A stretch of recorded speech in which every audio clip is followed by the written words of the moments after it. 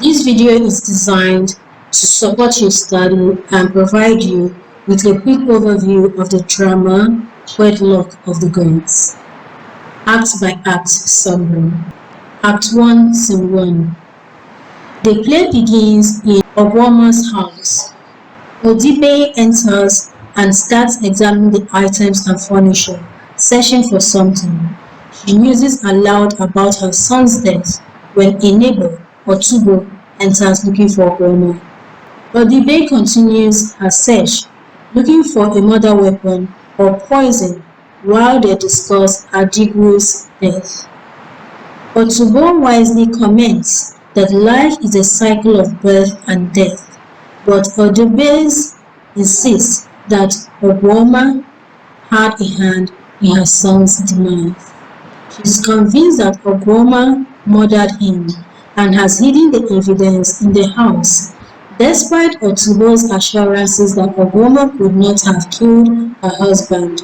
Odibe remains unconvinced and frantically searches the house, muttering to herself in a crazed state. Odibe also complains that Ogwoma hasn't been properly mourning during the 3-month mourning period. Eventually, Odibe manages to calm Odibe and led her away from Ogwoma's house to rest. Shortly after, Ogwoma and Anwasia enter, carrying goods from the market. Ogwoma is dressed appropriately for mourning. As they enter, it is clear they are having a serious conversation. Anwasia reveals that they were discussing Ogwoma's pregnancy with another man, even though she is only in the 2nd month of her 3-month mourning period. Ogwoma is reluctant to talk about it, but Anwasia presses the issue, pointing out that what Ogwoma had done is unheard of in their culture. She insists that Ogwoma may have at least waited another month before being with another man. Anwasia also reminds her that it is customary for a widow to marry her deceased husband's brother. Ogwoma responds by saying that Uloko is not just another man, he is a love of her life, and she cannot wait. She adds that she feels no sorrow for her husband's death, as she never loved him and was forced into the arranged marriage for money. Anwasia counters that such arrangements are part of their culture and reminds Ogwoma that she should be grateful for the money the marriage brought her family, as it saved her seriously ill brother's life. Anwasia warns Ogwoma about her mother-in-law, Odibe, just as Uloko enters. The lovers embrace passionately, and Anwasia announces her departure. Before leaving, she insists that Ogwoma tell Uloko about the child. After much pleading from Uloko, Ogwoma finally reveals that she is carrying his child. Uloko is overjoyed, lifting Ogwoma and spinning her around in excitement. He declares that with his child growing inside her, there is no way she can be married to Adigwe's brother. Their short celebration is interrupted when Ogwoma hears something outside. Fearing that Odibe is sneaking around, she urges Uloko to leave. Uloko, not grasping the severity of the situation, insists they should let Odibe catch them. Ogwoma, however, insists he goes, warning him not to underestimate Odibe's cruelty. She admits that she plans to run away before her pregnancy becomes noticeable. At that moment, Odibe enters and immediately advances on Ogwoma to slap her, but Uloko intervenes, defending her. In a rage, Odibe tells Uloko he should be seeking marriageable women instead of visiting a woman in mourning. Ogwoma retorts that she always hated Adigwe and believes God has freed her to be with Uloko. Odibe leaves, warning that no one messes with her. Uloko demands that she keep Ogwoma out of her evil plans, but Odibe exits with a shilling "we will see." Ogwoma breaks down in despair in Uloko's arms. Distressed over being caught by Odibe, Uloko reassures her that he will handle the situation and promises that no one can hurt them. Despite his assurance, Ogwoma continues to sob. Scene 2. The scene opens in Ogwoma's house, where she is with her mother, Nneka. The atmosphere is tense. Nneka expresses her shame upon hearing that Odibe found Uloko in Ogwoma's home, calling her daughter a harlot for professing love to another man despite being married. Ogwoma insists that since Adigu is dead, she is free. Nneka counters by mentioning Adigu's brother, but Ogwoma silences her by revealing she is pregnant. Nneka is horrified and declares that Ogwoma has committed the worst taboo in the land and that Uloko will pay for it. Despite the revelation of her daughter's pregnancy, Nneka insists that Ogwoma is still bound to Adigu's brother. Ogwoma cries out that she will not let her mother force her into another loveless marriage. Nneka, furious, heads for the door, swearing to make Uloko pay for what he has done. Ogwoma begs her not to harm him, but Nneka exists with ominous words. He will know that Nneka still breathes. Anwasia enters and tries to calm Ogwoma, explaining that it is customary in their culture for a widow to marry her husband's brother, especially if she had no children with her deceased husband.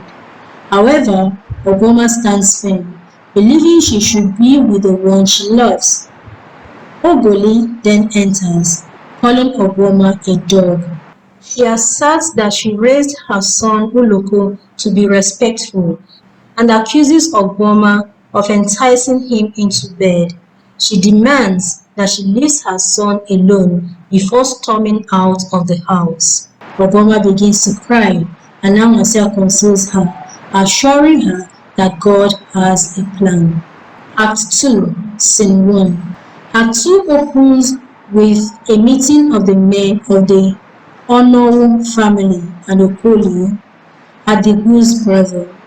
The men chastise Ogwoma for refusing to marry Okoli and for taking another man into her bed during her mourning period, thereby shaming her entire family. They then call on Okoli to share his thoughts, but his response surprises them. Okoli states that Ibekwe, Ogwoma's father, should have asked his brothers for money when his son was sick. He argues that marrying Ogwoma to someone she hated just for money was wrong, when he could have sought help from his family. This sparks an argument between Ibekwe and Okoli, with each insulting the other's family. The meeting ends without any resolution, and Ibekwe apologizes for wasting his family's time. His brothers assure him that he shouldn't hesitate to ask for their help in the future. Scene 2.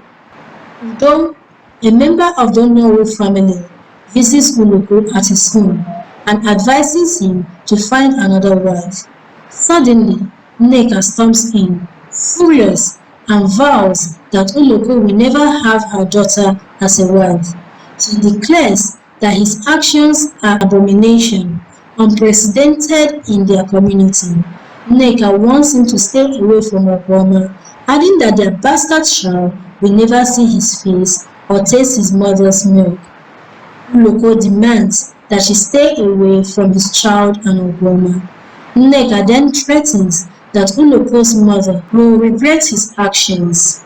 Just as Ogoli enters, Ogoli defends her son, accusing Nneka's daughter of enticing him.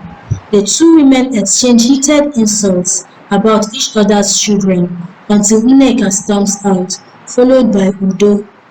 Left alone, Uloko and his mother, Ogoli, argue about the shame he has brought upon their family. Ogoli leaves, hurt and distressed. Anwasia then enters, looking for Ogwoma. She expresses her worry, saying she can't find Ogwoma anywhere. Uloko, equally concerned, suspects that Odibe has taken her. Grabbing his cutlass, he leaves with determination to find Ogwoma. Act 3, Scene 1. Act 3 opens with Odibe entering Ogwoma's house, carrying herbal medicines and wearing a vicious expression. She begins working with the medicine when Uloko barges in, demanding to know where Ogwoma is. He threatens Odibe with his cutlass, but she insists she doesn't know Ogwoma's whereabouts. Otubo enters and is shocked by the scene. Uloko lowers his weapon and leaves, instructing Otubo to find Ogwoma. Otubo pleads Odibe to reveal Ogwoma's location, but Odibe remains silent. Once alone again, Odibe resumes her dark magic. Nneka then enters, shocked and enraged by what she sees. She orders Odibe to leave the house, and Otubo returns to escort Odibe away. Nneka sets up her own medicinal objects and declares that her daughter Ogwoma must not enter this house, warning that evil things will happen if she does. Scene 2. Odibe's sinister medical magic has put Ogwoma in a trance. Under Odibe's spell, Ogwoma is commanded to drink from a jug of poisoned water in her house. Still entranced, Ogwoma returns home and obediently drinks from the jug 3 times before collapsing to the floor. Uloko rushes in and is devastated to find his beloved lying on the ground. Ogwoma, barely clinging to life, tells Uloko that she drank the poisoned water before passing away. Overcome with grief, Uloko is wild with pain. Anwasia, Nneka, and Ibekwe enter and are horrified by the scene.